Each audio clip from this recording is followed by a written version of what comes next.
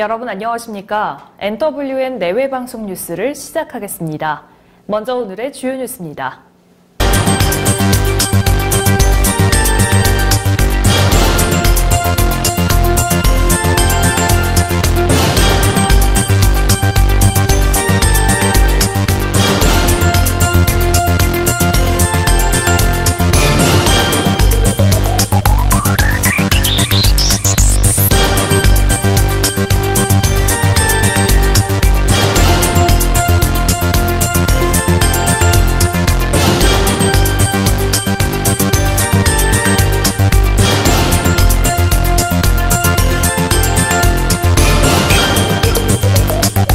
더불어민주당은 내년 1월 중 정계특위에서 선거제 개혁안에 합의하고 내년 2월 임시국회 처리를 추진하겠다고 밝혔습니다.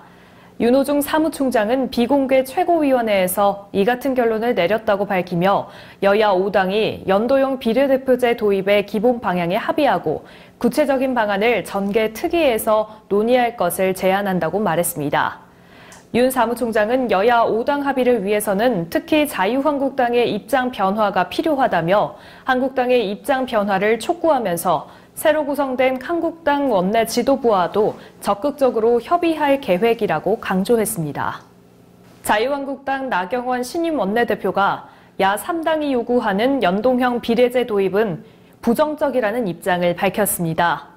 나 원내대표는 어제 한 라디오 프로그램에 출연해 원동형 비례대표제 같은 경우는 의원 정수 확대 없이는 이루어지기가 어려워 국민 정서가 공감해 주실 수 있는지 모르겠다며 전체적으로 부정적이다라고 말했습니다. 또 일단은 당장 연동형 비례대표제 문제를 생각하는 것보다 정계 특위 활동 시한 등 부분부터 살펴보는 게 맞다고 덧붙였습니다. 유엔 식량농업기구가 올해 북한의 식량 부족량을 64만 톤으로 전망했다고 미국 자유아시아 방송이 보도했습니다. 식량농업기구는 최근 발표한 보고서에서 외부 지원이 필요한 40개 식량 부족 국가에 북한을 포함시키면서 북한이 수입이나 국제사회 지원으로 메꿔야 하는 식량 부족량을 64만 톤으로 평가했습니다. 이는 3년 전 발표된 보고서에서 북한의 식량 부족량을 36만 톤으로 전망했다는 것과 비교하면 2배가량 늘어난 수치인데요.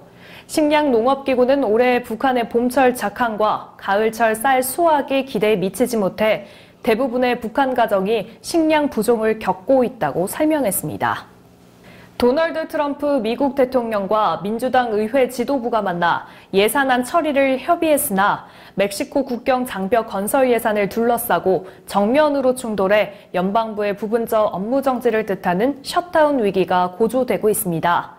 예산안 처리 시한이 열흘 앞으로 다가온 가운데 트럼프 대통령은 백악관 집무실에서 민주당의 낸시 펠로시 하원 원내대표, 척 슈머 상원 원내대표와 만나 멕시코 국경 장벽 비용 50억 달러를 반영해 예산안을 처리해달라고 요청했습니다. 이에 민주당 지도부는 국경 장벽이 아닌 국경 보안 명목으로 13억 달러를 배정할 수 있다면서도 연방정부 마비 사태가 발생할 경우 이는 트럼프 대통령의 책임이 될 것이라고 경고했습니다. 강남 재건축 단지에서 대형 건설사들이 40억 원대 금품을 조합원들에게 뿌린 것으로 드러났습니다. 서울경찰청 지능범죄수사대는 시공사로 선정되기 위해 홍보 대행업체를 통해 재건축 조합원들에게 금품을 준 혐의 등으로 세계 대형 건설사 임직원 22명 등 총 334명을 기소 의견으로 검찰에 송치했습니다. 현대건설, 롯데건설, 대우건설 등은 각각 작년 9월과 10월에 열린 강남 주요 재건축 단지의 시공사 선정 총회를 앞두고 40억 원대 금품을 뿌린 혐의를 받고 있습니다. 아베 신조 일본 총리가 한일 양국 의원연맹이 서울 총회를 앞두고 문재인 대통령에게 친서를 보내지 않기로 했다고 아사히 신문이 전했습니다. 양국 여야 의원들로 구성된 한일의원연맹과 이란의원연맹이 14일 서울에서 합동총회를 열고 이란 의원연맹의 회장인 유카가 후쿠시로 중의원 의원이 문 대통령을 예방할 예정이지만 아베 총리가 누카가 의원에게 친서를 맡길 계획이 없다고 신문은 보도했습니다. 또 합동총회에는 통상 한국 대통령과 일본 총리가 축사를 보내는 것이 관례지만 최근 한일 관계가 악화되면서 아베 총리는 이번에 축사를 보내지 않을 것으로 알려졌습니다. 보이저 2호가 인류 역사상 두 번째로 태양권 경계를 넘어 성간우주에 도달했습니다. 미국 항공우주국 나사는 현지 시간 10일 워싱턴에서 열린 미국 지구물리학회 회의에서 기자회견을 통해 보이저 2호의 성간우주 진입 사실을 공개했습니다. 보이저 2호는 지난 1977년 8월 20일 발사된 이후 41년에 걸쳐 297억 7,200만 킬로미터를 비행한 끝에 성간우주에 도달했으며 쌍둥이인 보이저 1호는 지난 2012년 이미 성간우주에 진입한 상태입니다. 이창동 감독의 영화 버닝이 미국 로스앤젤레스 비평가협회에서 선정한 외국어 영화상과 나무조연상에 올랐습니다. 특히 조연상을 수상한 스티븐 연은 할리우드 스타 휴 그랜트를 제치고 데뷔 이래 처음으로 수상의 기쁨을 누렸는데요. 현재 버닝은 미국 아카데미 시상식에서 한국 영화 대표로 출품된 상태여서 현지 평가단의 호평을 받으며 발판 삼아 역대 최고로 후보에 오를지 주목되고 있습니다. 프로야구 FA 최대어인 양의지 선수가 두산을 떠나 NC로 이적합니다. NC는 포수 양의지와 계약금 60억 원, 연봉 65원 등 총액 125억 원의 4년 계약을 맺었다고 발표했습니다.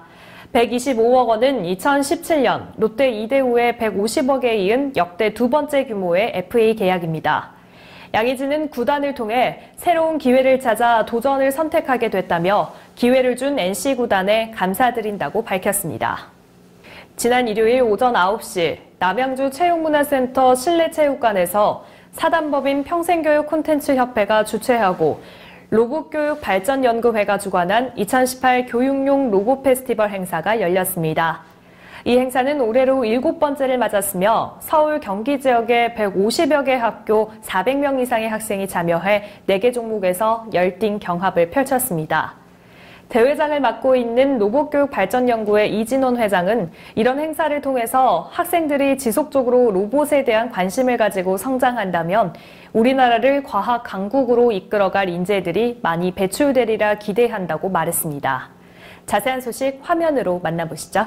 로봇 두 가지가 있는데 하나는 로봇 만드는 거고 하나는 과학자가 되는 거예요. 그냥 로봇은 인공지능이니까 되게 못한다고 생각해요.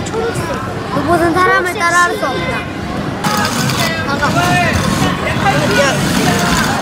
하나, 둘, 셋, 4개예요. 그렇죠? 자, 어떻게 해요? 이쪽 승리죠? 이쪽 무슨 팀이죠?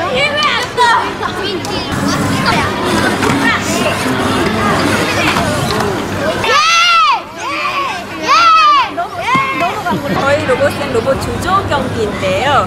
저희 공을 몰고서 A, B, C에다 각각 넣어서 득점수가 가장 높은 친구가 수상을 하게 되는 그런 경기입니다.